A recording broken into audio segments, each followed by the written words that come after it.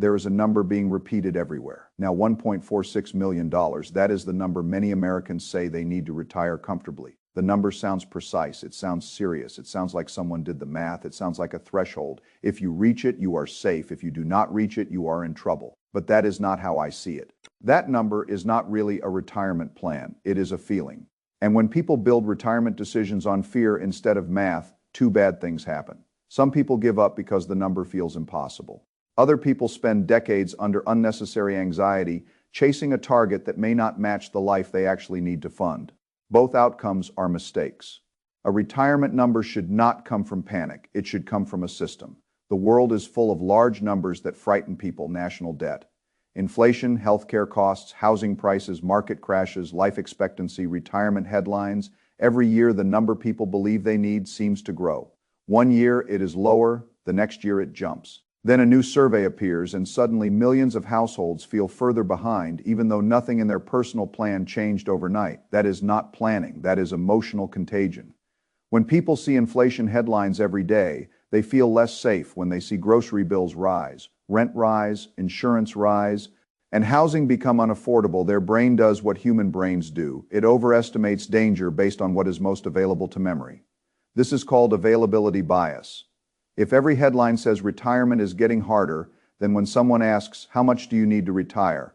The mind does not open a spreadsheet. It opens fear, and fear says a lot. More than last year, more than I can imagine, more than I will ever have. That is how you get a number, like $1.46 million. I am not saying the number is useless for everyone. Some people will need more than that. Some people live in expensive cities, have high medical costs, support family members, want to travel extensively, or maintain a high-spending lifestyle. For those people, $1.46 million may not even be enough. But the mistake is assuming it is the number for everyone. Retirement is not national average fear. Retirement is personal cash flow math. That distinction matters. If you do not understand it, you may let a headline convince you that financial independence is impossible when it may be much closer than you think. So let us build the logic carefully. The first question is not, how much does the average American think they need? The first question is, how much income do you need in retirement? Those are very different questions. A pile of money by itself does not define retirement.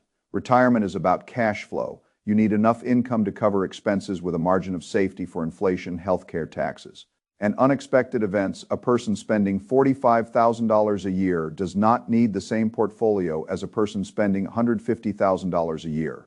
A person with a paid-off home does not need the same portfolio as a renter in a high-cost city. A person receiving meaningful Social Security does not need the same portfolio as someone with no expected benefit. A person retiring at 65 does not need the same plan as someone retiring at 45. The number depends on the system. This is why using one national headline number is so misleading. It ignores the variables that actually determine retirement. Now, the typical starting point in retirement planning is income replacement. Many planners use a rough rule that a retiree may need about 80% of pre-retirement income. This is not perfect. Some people need more, some need less. But it provides a starting frame. If a household between ages 55 and 64 earns a median income of about $78,000 a year, then 80% of that is about $62,400. That is the first retirement income target in the source framework, $62,400 per year. Then we apply the 4% rule. The 4% rule says that in a traditional retirement framework, a person may withdraw about 4% of a portfolio in the first year of retirement, adjust that amount for inflation, and have a high probability that the money lasts about 30 years. This is not a law of nature. It is a planning framework. Markets can perform differently. Inflation can be higher. A retiree can spend more or less. Investment allocation matters. Fees matter. Taxes matter. Sequence of returns matters. Health costs matter. Flexibility matters. But the 4% rule gives a useful baseline. If you need $62,400 per year and you divide that by 4%, the required portfolio is about $1.56 million. At first glance, that seems to support the fear. It is even higher than 1.46 million.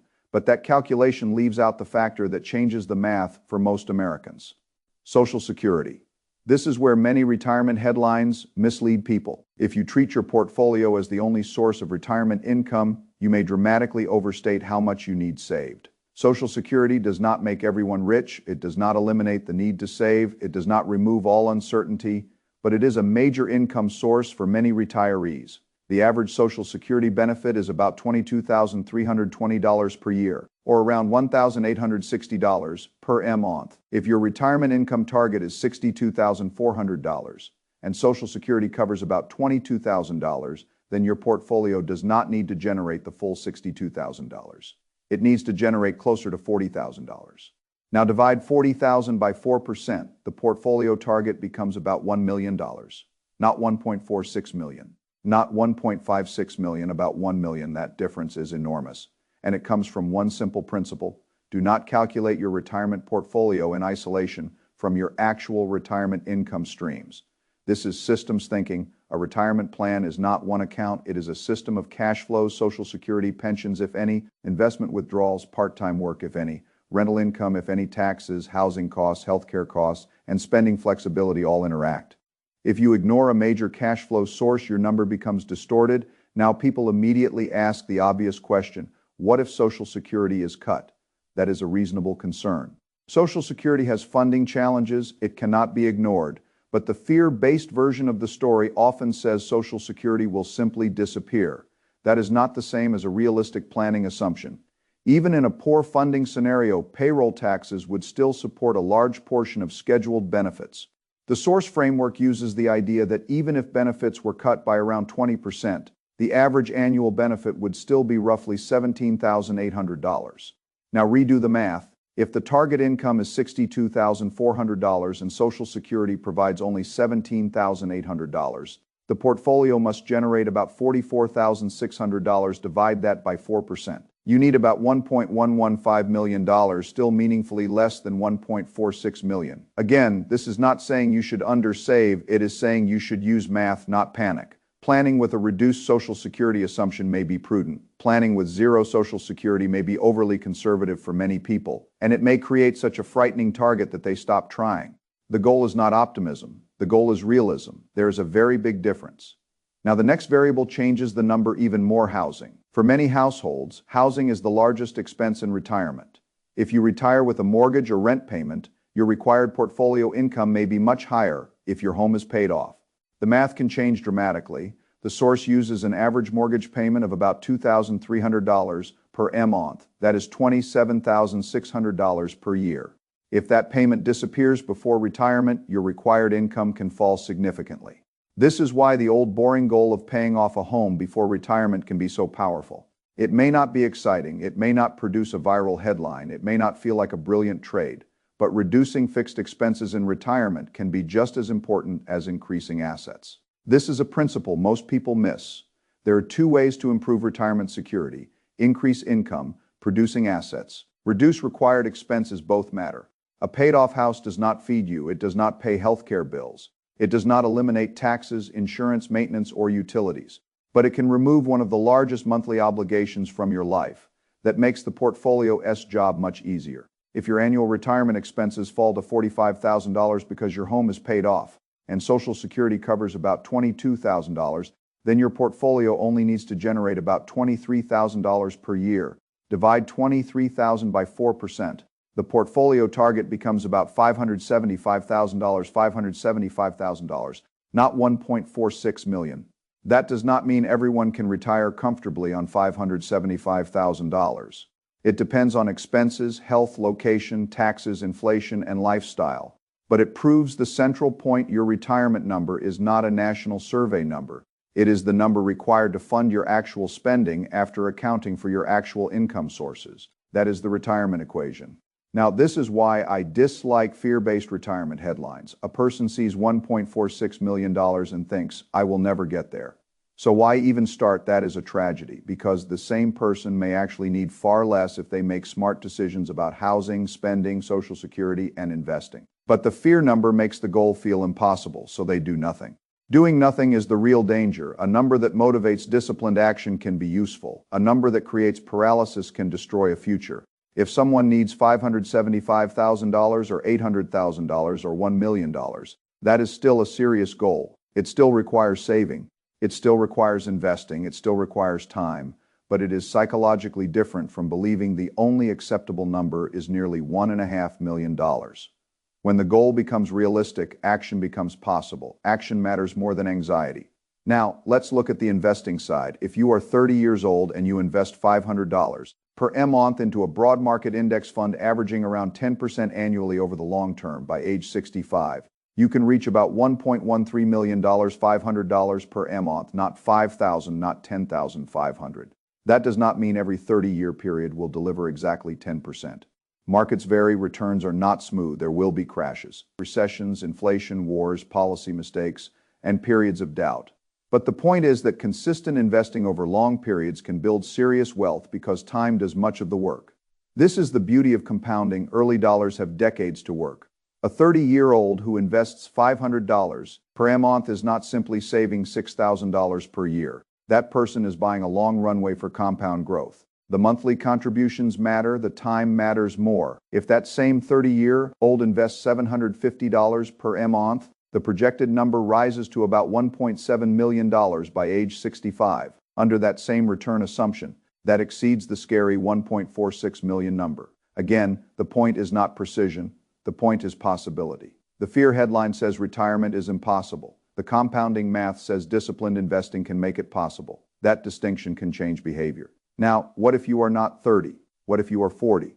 This is where many people become discouraged. They say, I missed the early start, I am behind. It is too late, I cannot catch up. That may be emotionally understandable, but it is not always mathematically true.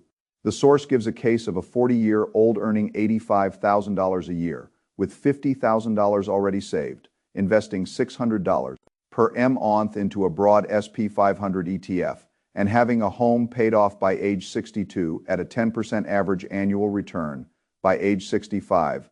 That portfolio could grow to around $849,000. Now combine that with Social Security. At that income level, the Social Security benefit may be around $24,000 per year. If the home is paid off and annual expenses are roughly $42,000, then the portfolio only needs to produce $18,000 per year. 4% of $849,000 is about $34,000. That is nearly double the portfolio income needed in that example. This is why the actual retirement number can be so different from the fear number. The 40-year-old in that example does not reach $1.46 million, but under the assumptions they may still have more than enough income to support the retirement spending target. The headline says not enough. The cash flow math says enough. Cash flow math wins. Now, a serious person should not blindly accept a model. Every model has assumptions. A 10% average return is based on historical broad market returns, not a guarantee.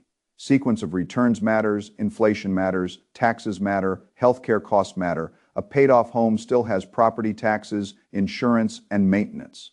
Social Security rules can change. Personal spending can change. Life can surprise you, but uncertainty is not an excuse to abandon math. It is a reason to build margin of safety.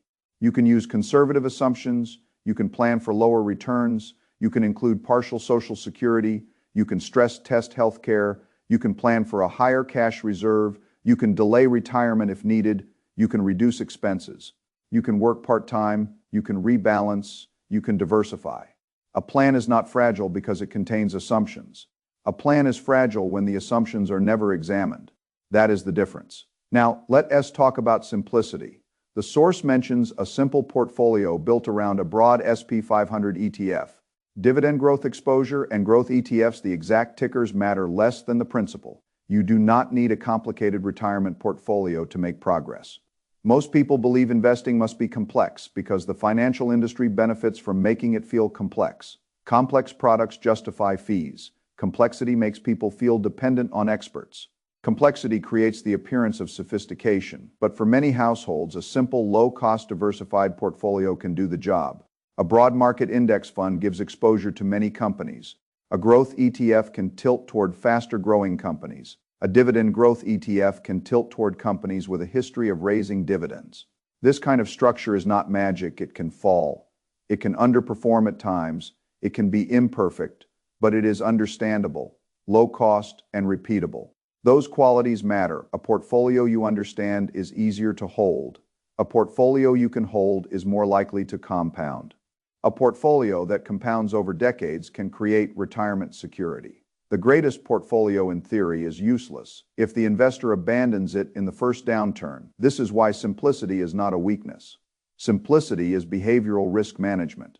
Now, I want to explain why the $1.46 million headline is dangerous in another way. It makes people think retirement is about a single asset number. But retirement is actually about a relationship between assets and expenses. If you have $1.46 million and spend $150,000 per year, you may not be safe if you have $600,000. A paid-off house, Social Security, low expenses, and flexibility, you may be safer than you think. The asset number by itself is incomplete. The ratio matters. Expenses divided by reliable income sources, portfolio withdrawals relative to portfolio size, fixed costs relative to total retirement cash flow, healthcare risk relative to reserves, debt relative to income. This is why I think in systems, a retiree with low fixed costs has more resilience than a retiree with high fixed costs.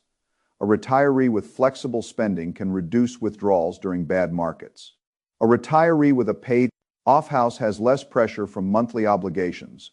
A retiree with a diversified portfolio has more ways to manage uncertainty. Retirement security is not just net worth, it is flexibility. This is one of the most important ideas. Flexibility makes a lower portfolio more durable. Rigidity can make a larger portfolio fragile. If your retirement plan requires spending exactly the same amount every year, no matter what markets do, no matter what inflation does, no matter what healthcare costs do, no matter what taxes do, then the plan is fragile. If you can adjust discretionary spending, delay a major purchase, reduce withdrawals during a downturn, use cash reserves, or work part-time temporarily, the plan is more resilient. The 4% rule is useful, but human flexibility can improve the outcome.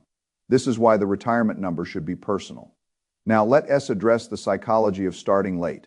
If someone is 40 or 50 and behind, they may feel embarrassed, they may not want to look at the numbers, they may avoid retirement calculators because the result feels painful. This is understandable. But avoidance is expensive. A painful number today is a solvable problem. An ignored number for 10 more years becomes a crisis. The correct response to being behind is not shame, it is diagnosis. What do you have saved? What do you spend? What can you save monthly? What debt do you have? When will the mortgage be paid off? What Social Security benefit can you reasonably expect? What age do you want to retire? What age can you realistically retire? What expenses will disappear? What expenses may rise? What portfolio return assumption is reasonable? What gap remains? Once the gap is visible, you can make decisions. Save more, spend less. Pay off debt, delay retirement, downsize, move to a lower cost area, work part-time, invest consistently, use tax-advantaged accounts, avoid large lifestyle upgrades. None of these are glamorous, but they are levers. The person who believes they need $1.46 million may never pull the levers because the goal feels too far away. The person who calculates a real gap may realize the problem is difficult but manageable. That is the value of math. Math turns vague fear into specific action. Now, we also need to discuss the home. Paying off a mortgage by retirement changes everything in the source framework. But that does not mean paying off a mortgage early is always the best decision for every person. Interest rate matters, investment returns matter, liquidity matters, taxes matter, psychological peace matters. A low fixed rate mortgage may be worth keeping while investing extra money elsewhere. A high-rate mortgage may deserve faster payoff. A person who needs peace may prioritize debt freedom. A person with limited liquidity should not put every spare dollar into home equity and leave no cash. The principle is not simply pay off the house as fast as possible. The principle is understand the retirement cash flow role of housing. If the house is paid off by retirement, required portfolio withdrawals can be much lower. That reduces risk, but the path to getting there must be balanced with liquidity, investing, and debt cost. Again, principles over slogans. Now, let us talk about Social Security more carefully. Social Security is not a perfect system. It has demographic pressure. Workers support retirees. Longer life expectancy, lower birth rates, and political constraints create funding challenges. Benefit reductions or tax changes may happen. The system may be reformed. But assuming it disappears completely may be overly pessimistic for many planning scenarios. A more balanced approach is to model several cases. Full benefit, reduced benefit, delayed claiming, spousal benefits if applicable. No benefit only as an extreme stress test. Then see whether your plan survives. This is better than emotional guessing. The source point is important even if benefits were cut. The portfolio requirement may still be far below the fear headline for many households. That does not mean Social Security is risk-free. It means binary thinking is not useful. The world is rarely all or nothing. Now, one of the most powerful lessons here is that expenses matter more than people realize. If you want a lower retirement number, reduce the income the portfolio must produce. You can do that by paying off debt, reducing housing costs, avoiding expensive car payments, simplifying lifestyle, controlling subscriptions, reducing taxes through planning, and choosing a lower-cost location if appropriate. A person can chase higher investment returns for decades and still fail if spending is uncontrolled. A person can earn ordinary returns and succeed if expenses are well structured. This is not an argument for deprivation, it is an argument for alignment. Spend on what you value, cut what you do not. Design a life where the portfolio does not need to support things that do not actually improve your life. This is how you reduce the required number without reducing quality of life. A comfortable retirement is not the same as an expensive retirement.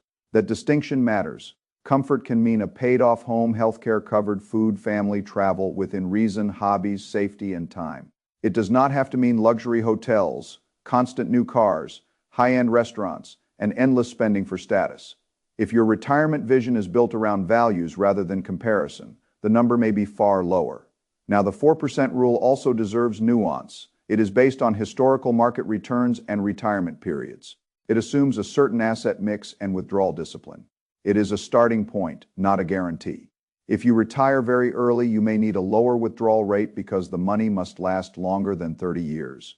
If you retire later, have Social Security, and can be flexible, you may be able to use a higher rate in some cases. If market valuations are high at retirement, sequence risk matters more. If inflation is high, withdrawals become more stressful. If you have a pension, the portfolio may carry less burden. If you have rental income, the portfolio target changes. The point is not to worship 4%. The point is to use it as a simple framework for translating annual income needs into portfolio size.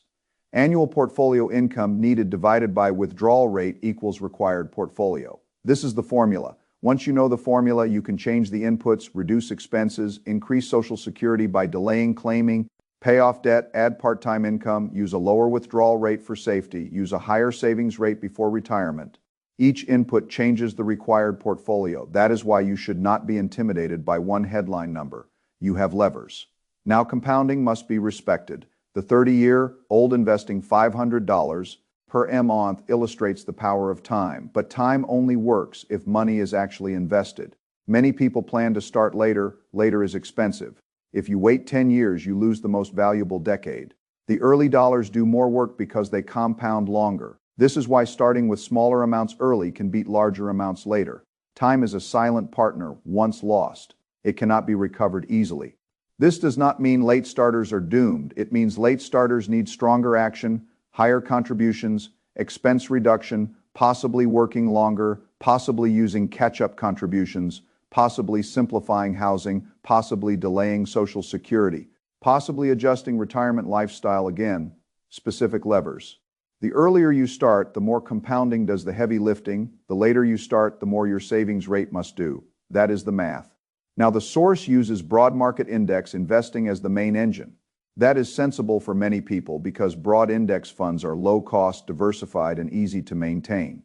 But we must remember that returns are not smooth. A 10% average does not mean 10% every year. The market may rise 25% one year, fall 20% another, stay flat, crash, recover, and continue. The average hides the emotional path. This is why consistent investing matters. If you only invest when markets feel safe, you may miss the best opportunities. If you stop during downturns, you break the compounding machine. If you sell at the bottom, the historical return is not available to you. The investor must behave. Well, this is the hard part. The math is simple.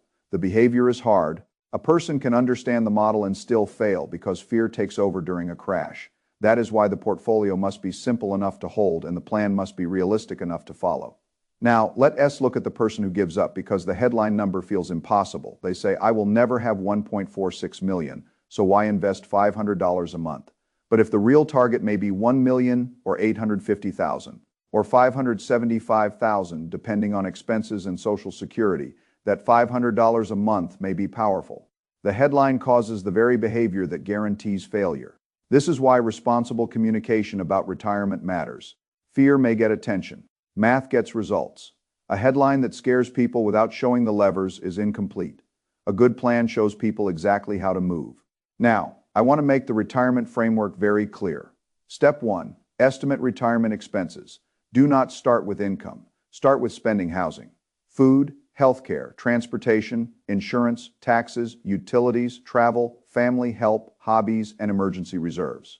Step 2. Subtract reliable income sources, Social Security, pensions, annuities, if any, rental income, if any, part-time, work if planned, other predictable sources. Step 3. Calculate the annual gap. This is the income your portfolio must provide. Step 4. Divide by a withdrawal rate. Use 4% as a starting point for a traditional retirement and adjust if you need more conservatism or have a longer time horizon. Step 5. Compare the required portfolio to your current assets and savings rate. Step 6. Adjust the levers. Save more, spend less, pay off debt, change retirement age. Invest consistently, use tax-advantaged accounts, and build flexibility. This is retirement planning, not guessing one big number, not reacting to surveys, not letting fear decide a system. Now let's apply the formula to the 3 examples. Example 1, $62,400 of retirement income need, no Social Security considered. Required portfolio at 4%, about $1.56 million. Example 2, same income need, average Social Security of about $22,000, portfolio income need, about $40,000, required portfolio, about $1 million. Example 3, paid off house reduces expenses to $45,000. Social Security covers $22,000, portfolio income need, $23,000, required portfolio, about $575,000. These are very different numbers. The difference is not magic, it is expenses and income sources. That is the entire lesson. Now, for someone who wants to be extra cautious, use a reduced Social Security assumption, maybe 20% less. Then see the required portfolio in the source framework. That still produces a target closer to $1.115 million, not $1.46 million. Again, personalized math beats generalized fear. Now, there is another issue, taxes. The source does not focus heavily on taxes, but a serious retirement plan must remember that some accounts are taxed differently. Traditional retirement account withdrawals may be taxed as ordinary income. Roth withdrawals may be tax-free if qualified. Taxable brokerage accounts may have capital gains and dividends. Social Security may be taxable depending on income. State taxes vary. This means gross withdrawals are not always the same as spendable income. But this does not contradict the source. It reinforces the point that personal math matters. Tax structure is another variable in the system. If your portfolio must generate $40,000 after taxes, the gross withdrawal may need to be higher. If some withdrawals are tax-free, the gross need may be lower. If your expenses are low and tax planning is efficient, your required balance may be lower. Again, use your numbers. Now, healthcare is another major variable. A comfortable retirement requires planning for medical costs. Medicare helps after 65, but it does not eliminate all expenses, premiums, deductibles, supplemental coverage, dental, vision, hearing, prescriptions, and long-term care risks can be significant. This is why a margin of safety matters. If your calculated target is $575,000, you should not assume that number is perfect. You need reserves, flexibility, and conservative planning for healthcare. But the target is still far more useful than a fear-based national average. Retirement planning is not about finding the smallest possible number and pretending everything will work. It is about finding a realistic number and building margin around it. Now, let's talk about the emotional side of retirement. People do not fear retirement only because of math. They fear dependence. They fear running out. They fear healthcare costs. They fear being a burden. They fear losing dignity. They fear that all the years of work will not be enough. Those fears are real, but fear becomes useful only when it becomes action. Fear without math becomes paralysis. Fear with math becomes preparation. That is the transformation. The $1.46 million headline creates fear. The actual retirement calculation can convert that fear into a plan. That is what matters. Now, simplicity in investing also reduces emotional burden. If the bulk of a portfolio is in a few broad funds, the investor does not need to monitor dozens of stocks. They do not need to guess the next sector every month. They do not need to know which company will outperform. They can focus on the most important actions. Keep contributing, keep costs low, avoid panic selling, rebalance when necessary, and let time work. This is especially valuable for retirement savers who have careers and families. They do not need investing to become another full-time job. They need a system that works in the background. Compound interest is quiet. That is one reason people underestimate it. They want dramatic progress. But wealth often builds through boring repetition, a monthly contribution, a low-cost fund, a reinvested dividend, a market recovery after a crash. A decade of not quitting. This is the opposite of the fear headline. The fear headline is loud. Compounding is quiet. The quiet thing usually wins if you let it run long enough. Now there is one more principle in the source. Do not make retirement harder than it has to be. Many people believe they must find hidden investment opportunities, trade actively, predict markets, or own complicated products to retire. That belief can lead to mistakes. They take too much risk, they pay high fees, they chase performance, they get distracted from the basics. The basics are not glamorous, but they are powerful. Save consistently. Invest in broad market funds, control expenses, use tax-advantaged accounts, pay attention to housing, understand Social Security, avoid high-interest debt, let time compound. This is not a secret, but most people do not do it consistently. That is why the basic path still works for the disciplined person. The edge is not complexity, the edge is execution. Now, if you are 25, the message is start. Do not wait for a perfect income. Do not wait until the market feels safe. Do not wait until you understand every detail. Start with a simple low-cost fund and increase contributions over time. If you are 30, the message is time is still on your side, but do not waste the decade. If you are 40, the message is you may still have a strong path if you invest consistently, control housing, and avoid giving up because of headline numbers. If you are 50, the message is urgency matters. You need a real plan, not vague hope. You may need higher contributions, careful expense control, and realistic retirement timing. If you are near retirement, the message is cash flow matters more than a headline asset number. Understand your expenses, Social Security, taxes, housing, and withdrawal strategy. Every age has a plan. No age benefits from panic. Now, I want to revisit the phrase comfortable retirement. Comfort is personal. For one person, comfortable means travel, restaurants, gifts to grandchildren, and a large home. For another, comfortable means a paid-off house, simple routines, family nearby, a garden, books, walks, and no debt. A national survey cannot define comfort for you. If your retirement goal is based on other people's images, you may oversave for a life you do not actually want or underplan for the one you do. The first step is defining the life, then calculate the cost. Most people reverse that. They hear a number, then try to imagine a life that justifies it. That is backward. Principle first, life design first, math second, portfolio third, behavior always. Now, what about inflation? Inflation is the reason many people feel the retirement number must keep rising. That concern is real. Inflation can destroy purchasing power. A dollar today will not buy the same amount in 20 years. That is why the 4% rule includes inflation adjustments. It is also why investing matters. Cash alone is usually not enough for long-term retirement planning because cash loses purchasing power over time. Broad market exposure can help because companies can often raise prices, grow earnings, and adapt. Not always, not perfectly, and not without volatility. But over long periods, productive assets have historically been one of the main ways to fight inflation. This is why people cannot simply save their way to retirement in a bank account. They need assets that can compound. But they also need enough safety that they do not sell at the wrong time. Again, balance. Now, sequence of returns risk is one of the most important retirement risks. If the market falls sharply early in retirement and you are withdrawing from the portfolio, the damage can be larger than the average return suggests. This is why retirees often need a more conservative allocation than younger investors, a cash reserve, or spending flexibility. This does not invalidate the accumulation examples. It adds another layer when you are saving for retirement. Volatility is often your friend because you are buying. When you are withdrawing from retirement, volatility can become more dangerous because you are selling. The strategy must change as the phase changes. This is why the portfolio at age 30 may not look like the portfolio at age 65. Again, personal context matters now.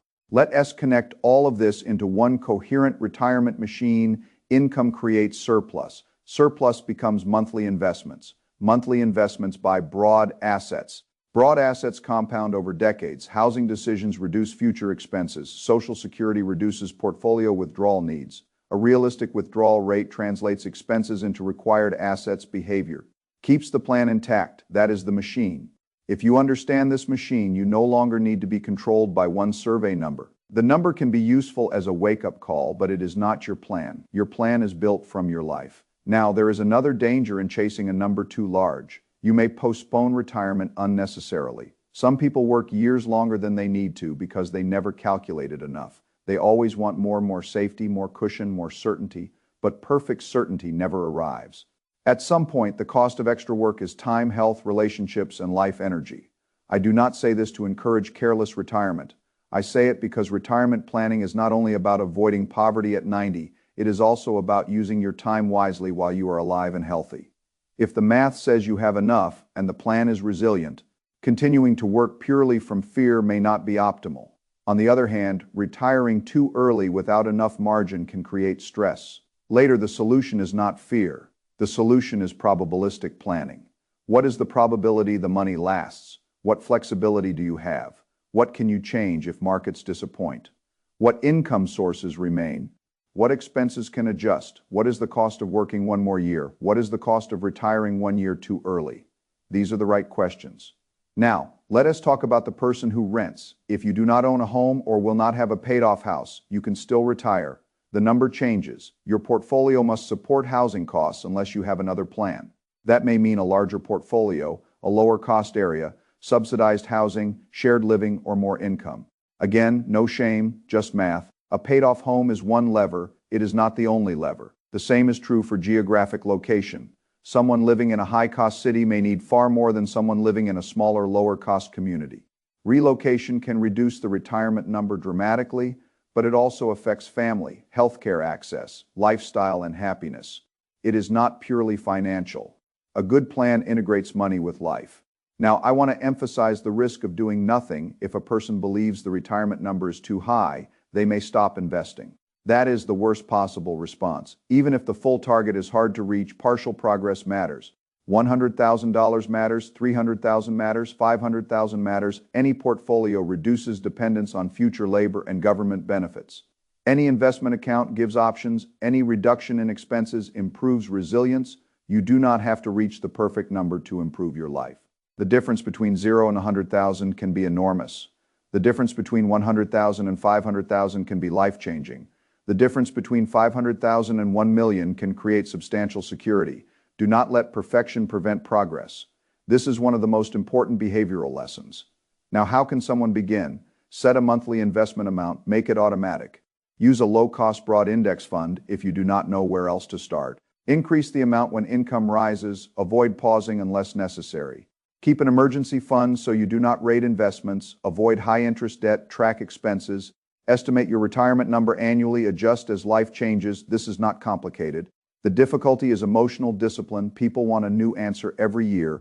They want a new fund, new strategy, new prediction, new shortcut, but often the right answer is the same. Keep investing, keep costs low, do not panic. Let compounding work. Now, the source mentions keeping investing simplified. That is a very good phrase. Complexity often enters when people are anxious. They think if they add more moving parts, they will be safer. But more moving parts can create more mistakes. A simple portfolio with clear rules can outperform a complex portfolio managed emotionally. The best system is the one you can actually follow for decades. A teacher, engineer, nurse, small business owner, police officer, manager, or ordinary worker does not need to become a hedge fund to retire. They need to create a reliable savings and investing engine. That is the real message. Now let us bring the full argument back to the beginning. The survey says Americans believe they need $1.46 million to retire comfortably. But belief is not the same as calculation. If you start with income replacement, the number may look large. If you subtract Social Security, it may fall to around 1 million. If you reduce expenses through a paid-off home, it may fall to around 575,000. If you start investing early, $500 a month can potentially build more than 1 million by age 65, under historical broad market return assumptions. If you start later, you may still have a path with consistent contributions, existing savings, Social Security, and lower retirement expenses. Therefore, the real lesson is not that retirement is easy. It is not. The real lesson is that retirement must be calculated, not feared. Fear creates vague numbers. Math creates a plan. Now I want to close with the strongest principle. Do not let a survey define your future. A survey measures what people feel. It does not know your expenses. It does not know your mortgage. It does not know your Social Security estimate. It does not know your savings rate. It does not know your health. It does not know your location. It does not know your lifestyle. It does not know whether you are willing to keep things simple and invest consistently. You are not the average. Your retirement number is not the average. Your plan should not be the average. Build your own math. Use realistic assumptions, include Social Security carefully, control housing, invest consistently, keep the portfolio simple. Let compounding do what compounding does. And most importantly, start, because the person who starts with a realistic number and a simple plan is in a far better position than the person who stares at $1.46 million, feels defeated, and does nothing. Retirement is not built by panic, it is built by systems, and the system begins the moment you stop asking what number scares everyone else and start calculating what your own life actually requires.